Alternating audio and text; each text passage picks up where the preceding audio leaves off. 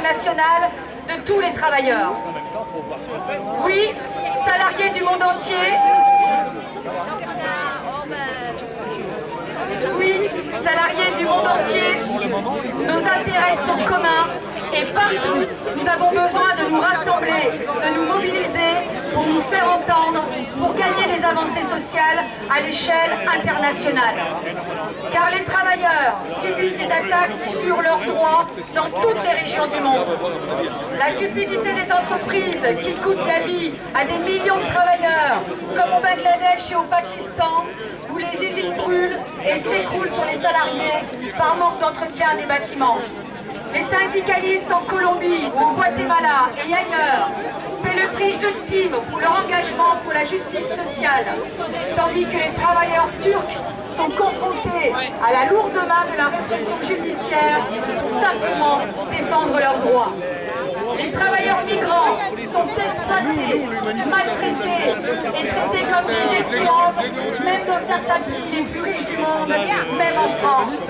Les migrants sont des salariés à part entière et comme nous le disons à la CGT, ils bossent ici, ils vivent ici, ils doivent rester ici. Et les salariés relèvent la tête, à l'exemple en Inde des travailleurs du secteur informel domestique qui gagnent la reconnaissance de leurs droits. Ce 1er mai est l'occasion d'affirmer notre solidarité avec les syndicalistes qui partout dans le monde se battent pour défendre leurs droits. Partout, les salariés sont les variables d'ajustement afin d'accroître les taux de marge des entreprises au bénéfice des actionnaires. En Europe, les politiques d'austérité sont dramatiques pour les peuples et inefficaces pour relancer la croissance. La seule obsession des gouvernements européens est le respect du TSCG et érige en dogme la réduction des déficits, détruit le progrès social, même s'il faut pour cela sacrifier les peuples et notamment les jeunes générations.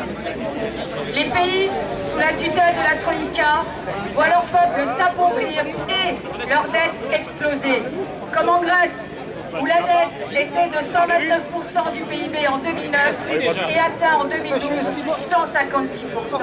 Il en est de même pour l'Espagne, qui a une dette de 54% en 2009 et qui explose à 84%, avec en prime la destruction des services publics, la baisse des salaires et des pensions et des attaques sans précédent sur les droits du travail.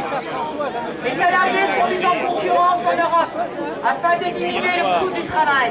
C'est pour cela qu'il est indispensable que les salariés s'unissent et se battent ensemble à l'échelle européenne et mondiale. Et c'est ce que construisent les salariés TRW en lutte pour sauver leur site, qui envisagent de rencontrer les syndicats allemands et les salariés polonais de TRW afin de construire des solidarités et des revendications convergentes.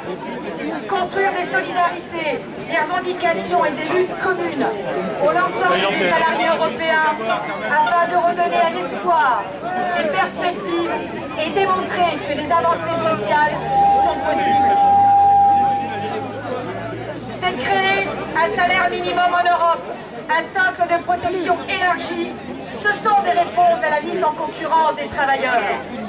C'est l'objectif de la Confédération européenne des syndicats qui a décidé d'une semaine d'action en Europe du 7 au 14 juin pour changer de cap et contre les politiques d'austérité. Pour la CGT, nous y serons et nous l'espérons avec l'ensemble des organisations syndicales françaises.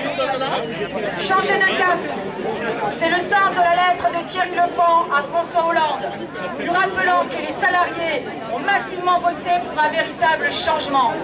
Malheureusement, le décalage est immense entre les attentes des salariés et des retraités et les réponses politiques apportées.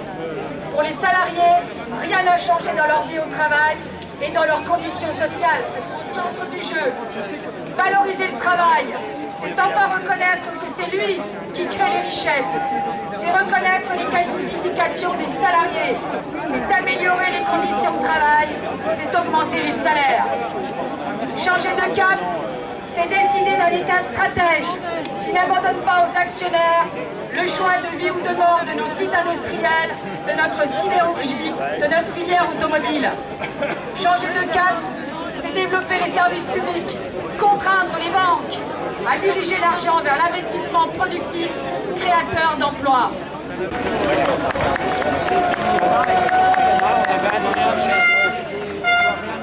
En cette journée internationale du travail, les salariés, les chômeurs, les jeunes, les retraités attendent du gouvernement qu'il engage une politique au service du progrès social pour tous et toutes. Une politique qui donne sens aux valeurs de justice sociale, de solidarité, de démocratie et d'égalité. Le gouvernement doit maintenant rompre avec cette logique de l'austérité. Une réforme fiscale d'ampleur s'impose pour une meilleure répartition des richesses. Sans augmenter les ressources des finances publiques, il ne sera pas possible de faire face aux besoins. La FSU demande que lors de la prochaine conférence sociale, le gouvernement engage une politique résolue pour l'emploi privé et public, pour le pouvoir d'achat, la protection sociale, qui restent les préoccupations majeures des citoyennes et des citoyens.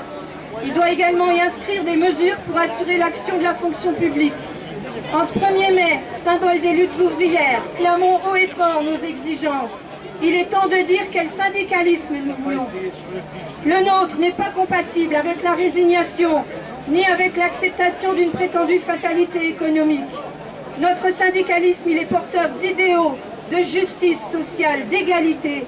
Il est du côté de tous les opprimés, dans toutes les batailles pour conquérir des droits nouveaux, contre toutes les formes de domination, et pour l'émancipation de tous et de toutes. Le FSU notamment a fait le choix d'un projet syndical revendicatif visant à la transformation de la société, fondé sur la lutte contre les inégalités, sur le refus des discriminations, pour l'émancipation de toute forme d'exploitation, notamment celle du travail par le capital, et pour un monde de paix. En ce 1er mai, journée internationale de solidarité, la FSU continue à porter des propositions ambitieuses et à les porter avec les personnels. Elle ne se résigne pas non plus à la division syndicale. Dans un contexte difficile pour les salariés, les chômeuses et les chômeurs, alors que se profilent de nouveaux risques de régression sociale, elle appelle au rassemblement afin de peser sur les choix d'avenir. C'est tout ça que nous exprimons aujourd'hui en ce 1er mai. Salariés, privés d'emploi, retraités, demandeurs d'asile, ensemble. Ensemble ce 1er mai, pour le changement social et l'égalité des droits contre la haine de l'autre. François Hollande s'est fait élire président de la République en mai 2012 en promettant que le changement c'est maintenant. Il y a un an, Solidaire réaffirmait ses revendications et propositions portées dans les mobilisations sociales des dernières années, et notamment augmentation du SMIC et des minima sociaux, des allocations chômage et pensions de retraite, négociations salariales dans la fonction publique et dans les branches, création d'un revenu socialisé d'études, droit à la santé pour tous, par des mesures immédiates supprimant les 2 remboursements, les tickets modérateurs, les forfaits hospitaliers, annulation des contre-réformes sur les retraites, la décote, double peine pour les carrières incomplètes doit être abrogée sans délai, suspension des plans de licenciement, droit de veto dans les comités d'entreprise, extension de l'obligation de CE aux entreprises de moins de 50 salariés, arrêt de suppression d'emplois dans la fonction publique et les entreprises publiques, négociation nationale pour réduire le temps à 32 heures, création d'un statut du salarié pour garantir le maintien de salaire, etc., etc. Un an plus tard, le constat est accablant. Rien n'a été fait pour répondre à ces situations d'urgence. Chômage, précarité, licenciements sont en augmentation. Rédigé par le MEDEF et soutenu par 4 syndicats, CFDT je crois, CFTC, CGC, UNSA, la loi dite de sécurisation de l'emploi va permettre aux patrons de licencier plus facilement et va accroître la précarité. Ce sont les profits qui sont sécurisés. Et de nouvelles attaques se préparent contre les retraites. Allongement de la durée de cotisation, diminution des pensions, augmentation des cotisations pour les salariés. Alors aujourd'hui, il est plus qu'urgent que les salariés chômeurs, retraités, jeunes en formation, nous nous organisions, renforcions nos syndicats pour que ça change maintenant. Répondre aux urgences sociales, construire dès aujourd'hui la société que nous voulons pour demain, obtenir la satisfaction des revendications. Voilà à quoi sert le syndicalisme. Les moyens existent. Notre société ne cesse de produire plus et est de plus en plus riche. La mobilisation La construction de rapports de force nous permettront d'imposer une répartition différente pour que cela ne profite plus qu'aux seuls patrons, banquiers et actionnaires. L'expérience nous indique que le rapport de force est déterminant. Pour que les droits acquis ne régressent pas, pour en gagner de nouveaux, il faut s'organiser et agir ensemble. Celles et ceux qui prétendent nous diriger ne peuvent avoir les mêmes intérêts que nous, alors que par notre travail, nous avons produit et nous produisons la richesse collective. Ils et elles n'ont d'autre but que de la confisquer pour leurs seuls intérêts. Par nos actions, imposons d'autres choix. Un peu partout dans le pays, y compris ici à Dijon, des luttes se mènent. Les coordonnées est un de nos objectifs, mais il faut aussi mettre en exergue ce qui peut contribuer à unifier toutes ces résistances. La volonté d'en finir avec l'exploitation de l'immense majorité pour le profit d'une petite minorité. Cette aspiration à une société plus égalitaire, à une société qui ne soit pas sous la loi du fric, est partagée par les peuples du monde entier. Le 1er mai, journée internationale de lutte des travailleurs et des travailleuses, est aussi l'occasion de le rappeler. L'Union syndicale solidaire, avec plus de 50 organisations syndicales d'Europe, d'Afrique, d'Amérique, d'Asie, lance un appel à renforcer le réseau syndical international de solidarité et de lutte. Droite et extrême droite s'opposent violemment à l'égalité des droits pour tous et toutes. Par notre manifestation, aujourd'hui 1er mai, nous exprimons également notre refus du racisme, de l'homophobie, de la haine de l'autre. À bas les plans d'austérité qui font le lit de l'extrême droite. Abrogation immédiate des coupes sociales et des réformes du travail. Abandonnons l'illusion politique de concertation sociale avec les gouvernements qui mettent en œuvre ces plans de guerre sociale. Face à ce système qui conduit l'humanité à la barbarie et à la destruction de la planète, optons pour le seul syndicalisme qui vaille, celui de la confrontation, pas celui des pactes sociaux, car vive la lutte, seule voie de la transformation sociale. Ouais. Ça y est, c'est bloqué la circulation. Ah, c'est bon.